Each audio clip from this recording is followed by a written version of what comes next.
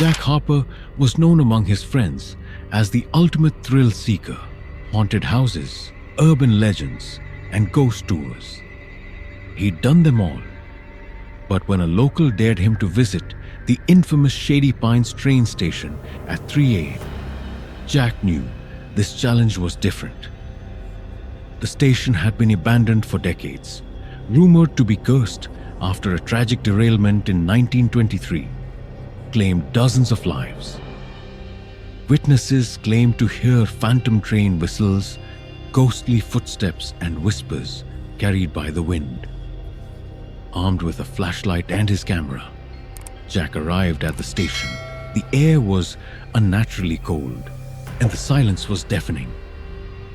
As he explored, he noticed strange markings on the walls, symbols he couldn't decipher. His flashlight flickered, and then he heard it. The unmistakable hum of an engine. He ran to the platform, where an otherworldly train was pulling in. Its windows glowed dimly, and shadowy figures moved inside. Jack couldn't resist stepping aboard. Inside, the train seemed endless, its dimly lit corridors stretching into darkness. He passed empty seats and dusty luggage until he found a diary lying open on a table. It belonged to a passenger from 1923, detailing their final moments before the crash. As he read, Jack felt a presence behind him. Turning slowly, he saw the woman from the tracks, her face twisted in anguish. She whispered, "You shouldn't be here," and reached for him. Jack dropped the diary and bolted, but the corridors twisted and shifted, trapping him in a never-ending loop. The last thing he heard before the screen fades out is the train's whistle, signaling its departure back into the void.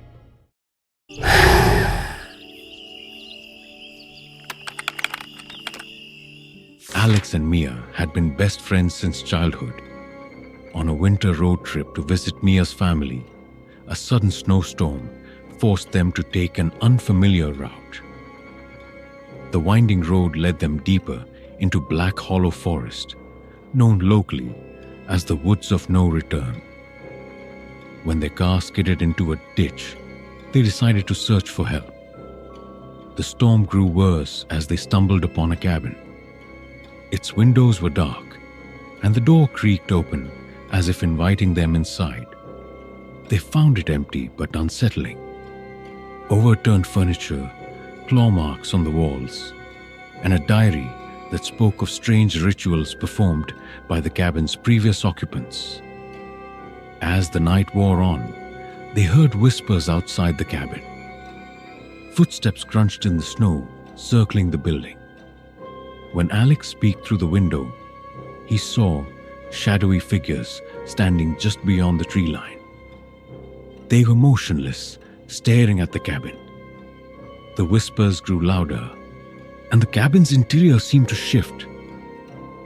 Rooms that had been empty now contained strange artifacts. Bone carvings, jars filled with dark liquid, and a mirror that didn't reflect Alex and Mia, but showed them trapped inside the forest, screaming for help.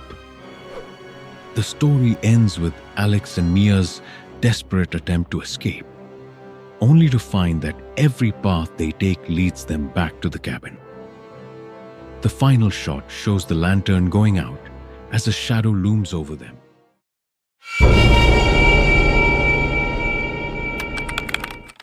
Sarah, a travel blogger, was always on the lookout for unique places to stay. When she heard about the Crescent Moon Hotel and its haunted room 404, she couldn't resist booking a night.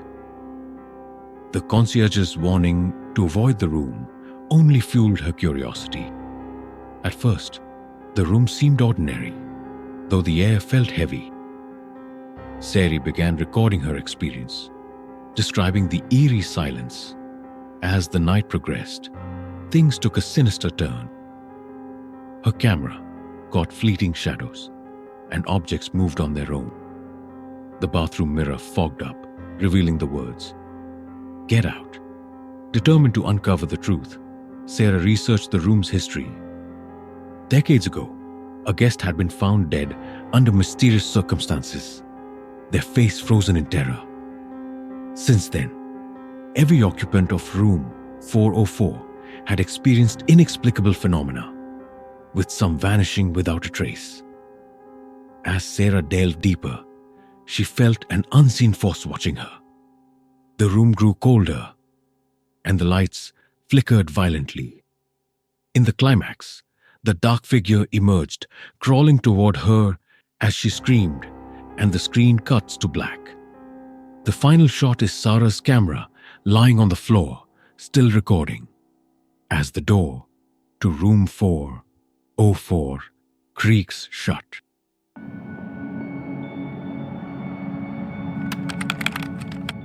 David, a long-haul truck driver, was used to lonely nights on the road.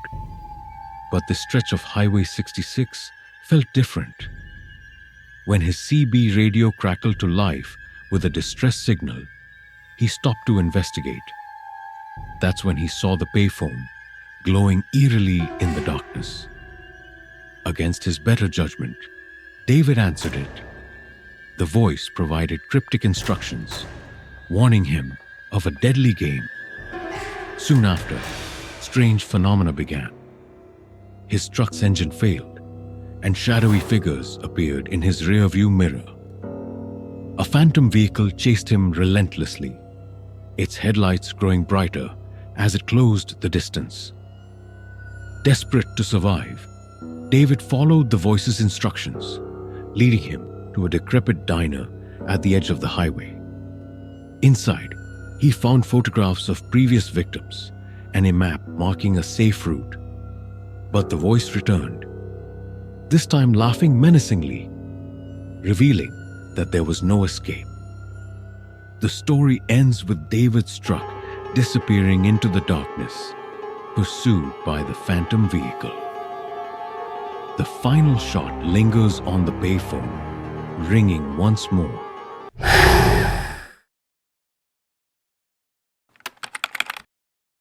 Elliot, a college student with a fascination for the macabre, volunteered to help a local historian document Hollow Oaks Cemetery, rumored to have tunnels beneath it. According to legend, the tunnels were built in the 1800s by a secret society to hide their rituals. While exploring the cemetery late at night, Elliot and the historian, Dr. Reeves, discovered a hidden entrance beneath a crumbling mausoleum. The air was damp and cold as they descended into the tunnels, which were lined with strange carvings and bone fragments. Deeper inside, they found a large chamber with an altar covered in melted candles and bloodstains. As they examined the room, the faint sound of crying began. Dr. Reeves insisted they leave, but Elliot pressed on, driven by curiosity. The crying grew louder, and they saw shadowy figures moving just out of reach of their flashlight beams. Suddenly, the entrance collapsed, trapping them inside. The shadowy figures closed in, revealing grotesque skeletal forms with glowing eyes.